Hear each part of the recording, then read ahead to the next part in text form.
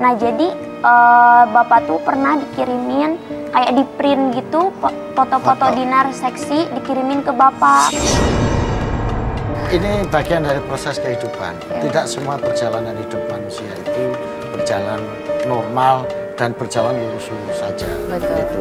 Boleh Gus bule tapi bisa di muslim. Nah, gitu aja. Maafin Teteh, jadi dulu sempat ngecewain Bapak, ngecewain Mama. Nggak apa-apa ya. Yang penting ya Pak Ustadz ya, mudah-mudahan husnul khatimah ya. Amin. Dan Tuhanmu telah memerintahkan agar kamu jangan menyembah selain Dia, dan hendaklah berbuat baik kepada ibu bapak. Jika salah seorang di antara keduanya atau kedua-duanya sampai berusia lanjut dalam pemeliharaanmu, maka sekali-kali janganlah engkau mengatakan kepada keduanya perkataan "ah", dan janganlah engkau membentak keduanya, dan ucapkanlah kepada keduanya perkataan yang baik. Quran Surat Al-Isra ayat 23.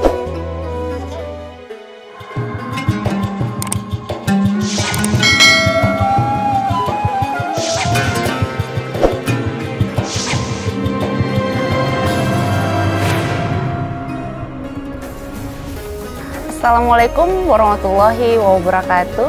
Selamat pagi pemirsa Tawakal. Senang sekali saya Angel Elga bisa hadir kembali menemani pemirsa. Pada pagi hari ini mengambil hikmah dan pembelajaran yang akan disampaikan oleh Ustadz kita sapa saja Ustadz Sastro. Assalamualaikum Pak Ustadz. Waalaikumsalam warahmatullahi wabarakatuh. Apa kabar Pak Ustadz? Alhamdulillah, kabar dan kenyataan baik semua. Alhamdulillah. Pagi hari ini karena kita telah kedatangan narasumber, seorang artis yang juga berprofesi sebagai DJ joki atau DJ, yang kita sapa juga sebagai namanya Dinar Candy. Ya, Assalamualaikum Dinar. Assalamualaikum Kak Angel, Assalamualaikum Pak Ustadz. Waalaikumsalam. Dan juga kehadiran ayahnya sendiri ya. Ya. Ya, ayahnya yang kita sapa juga Pak Haji sebagai Acep. Pak Haji Acep. Assalamualaikum Pak Haji. Waalaikumsalam. Apa kabar Pak Haji? Baik. Alhamdulillah. Dinar kan pasti paham ya kalau profesi sebagai DJ pasti kan keluarnya di dunia malam Dunia gitu. malam. Pasti ada guncing-guncingannya gitu. Dinar memikirkan nggak itu sebelum Dinar memutuskan bekerja di dunia malam, profesi sebagai DJ itu kebayang nggak akan diguncing, bagaimana perasaan Dinar gitu? Enggak, jadi zaman dulu tuh Kak Angel, jadi Dinar tuh pokoknya di otak Dinar tuh aku pengen jadi DJ, aku suka musik kayak gitu aja dulu. Apapun pembicaraan apapun tetangga, resikonya. sudah dipikirkan gitu? Enggak kepikir, jadi Dinar tuh pengen main musik aja, pokoknya pengen belajar DJ kayak genre-genre elektronik kayak gitu. Enggak kepikiran bahwa kalau DJ itu dunia malam bisa diomongin sama semua orang kayak gitu. Ternyata efeknya itu kayak tetangga, terus pernah ngomongin ke Bapak, terus kayak Dinar kan sempet kayak pakai pakaian seksi kayak gitu. Bapak kan nggak lihat sosial media ya. Nah jadi Bapak tuh pernah dikirimin kayak di print gitu foto-foto Dinar seksi dikirimin ke Bapak. Sampai Bapak tuh sakit.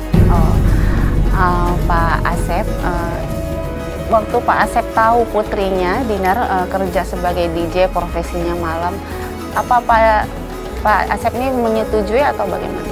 Dulunya tidak. Tidak. Kenapa itu kan Dinar itu keluaran pesantren. Dulunya keluaran pesantren, makanya Dinar itu alhamdulillah kuat lah. Itu kuat keimanannya, keislamannya gitu. Pak Asep sendiri profesinya sebagai apa? Bapak sebagai guru ngaji biasa di kampung gitunya kesatunya, dan itu Bapak sebagai petani gitu. Jadi anak-anak yang kecil di kampung Dinar semuanya belajar ngaji sama Bapak kayak gitu. Nah Pak Ustadz, ini kan kalau dengar ceritanya, apalagi profesi Pak Asep ini kan sebagai guru ngaji, artinya si Dinar ini sudah dididik ilmu agama dari kecil. Pandangan Ustadz tuh bagaimana gitu? Apa yang diambil langkah oleh si Dinar ini gitu? Ya, jadi yang pertama Mbak Angel ya, bahwa setiap orang tua menginginkan anaknya menjadi orang baik, berjalan di jalan yang baik. Tapi juga harus diingat, bahwa anak kadang punya kecenderungan, punya pilihan, dan punya imajinasi sendiri untuk mengambil jalan hidupnya. Dan disinilah fungsi orang tua untuk mengarahkan, membimbing, membina. Karena memang kita hidup itu Mbak Dinar ya kan tidak hanya pada antara hubungan bapak dan anak saja, tapi ada lingkungan sosial, ya ada tanggung jawab sosial, ada image sosial. Yang ini menjadi beban bagi orang tua, apalagi terkait dengan posisi orang tua. Betul. Itu ya yang dalam realitasnya menjadi contoh bagi masyarakat. Itu satu. Prinsipnya seperti itu. Tapi Bapak juga harus ingat ya Bapak, bahwa Allah itu mengaruniai hambanya dengan berbagai macam profesi, jalan hidup, bakat, dan kemampuan. Alhamdulillah Mbak Dinar ini diberi karunia oleh Allah bakat kepekaan bermusik yang cukup tinggi. Bakat bermain, keterampilan yang itu tidak semuanya dimiliki oleh banyak orang. Ini juga patut disyukuri Pak. Jadi suara hati Mbak Dinar untuk bisa mendengarkan musik, suara hati Mbak Dinar untuk bisa bermain musik dan lain sebagainya, itu karunia Allah. Yang kalau ini dikembangkan, dijadikan alat untuk menuju kebaikan, menyebarkan kebaikan, ini juga menjadi sarana menuju ke jalan yang baik. Kita bisa memahami Mbak Angel ya, kekhawatiran ayah. Karena bagaimanapun di mata kaum syariah atau kaum syariat, dunia malam, musik, disc jockey dan lain sebagainya itu image-nya buruk. Tapi kalau kita yakin bahwa ini bisa menjadi sarana dakwah, medan perjuangan bagi Mbak Dinar untuk menyampaikan sesuatu kebaikan di dunia itu, barangkali kita pahami Mbak Dinar memang dikaruniai Allah kemampuan seperti itu untuk bisa berdakwah di jalan itu. Nah itu Pak, jadi kekhawatiran Bapak itu sangat beralasan. Tetapi ini juga perlu direnungkan ulang, karena Bapak juga sudah berusaha untuk menasihati, Bapak berusaha mengingatkan, Bapak berusaha mendidik, gitu kan. Tapi ternyata kan Mbak Dinar nggak bisa karena mengambil jalan yang gitu, berbeda. Ya. Nah kalau gitu ya faya tawakal Allah, ditawakalkan aja kepada Allah, didoakan ya Allah. Aku sebagai orang tua sudah menjalankan fungsi saya untuk didik anak saya, mengarahkan anak saya ke jalan yang menurut kita sesuai ajaran syariat. Tapi engkau menghendaki lain, anakku jadi begini. Saya mohon ya Allah jaga anak saya. Mudah-mudahan kemampuannya, profesinya bisa menjadi jalan kebaikan untuk dirinya dan untuk sesama. Begitu, Bapak. Makanya gini Pak Ustadz. Jadi Pak Haji ke Dinar ini, jadi Bapak mengkhawatirkan. Kenapa? Betul. Jadi Dinar itu udah ada yang mendampingi. Jadi namanya kan wanita, gimana perjalanannya Dinar.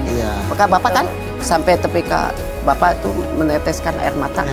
Kenapa itu? Anak Bapak gitunya. Moga-moga mudah-mudahan anak Bapak menjadi anak yang saleh. Amin. Jadi pengennya Bapak teh itu pengen itu Dinar teh pengen Bapak teh punya menantu teh gitu yang saleh gitu, yang kayak ustad gitu. Apalagi beliau ini Mbak Dinar ini juga lulusan pesantren ya Pak? Iya. Dulunya pesantren itu sekolah sambil pesantren. Kadang-kadang kabur dari pesantren. Kabur dari pesantren. Kenapa?